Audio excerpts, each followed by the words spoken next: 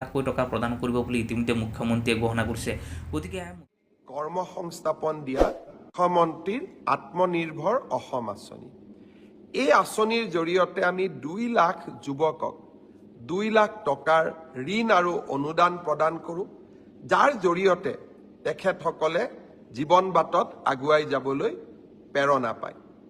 মই অত্যন্ত আনন্দিত যে এই বছৰৰ ৭৫,০০০ যুৱক যুৱতীৰ নিৰ্বাচনৰ প্ৰক্ৰিয়াটো সম্পূৰ্ণ হৈছে। অহা ডিচেম্বৰ মাহত আমি আপোনালোকক মাতি আনি 2 লাখ টকাৰ প্ৰথম কিস্তি 1 লাখ টকা প্ৰদান কৰিম।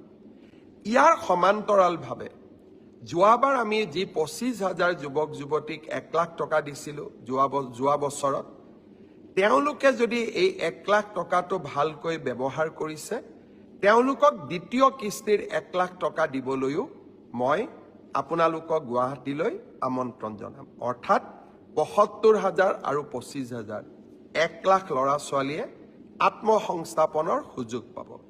লগে লগে আৰু 1 লাখ যুৱক যুৱতীক এই আঁচনিত আনিবৰ কাৰণে আমি নতুনকৈ বিজ্ঞাপন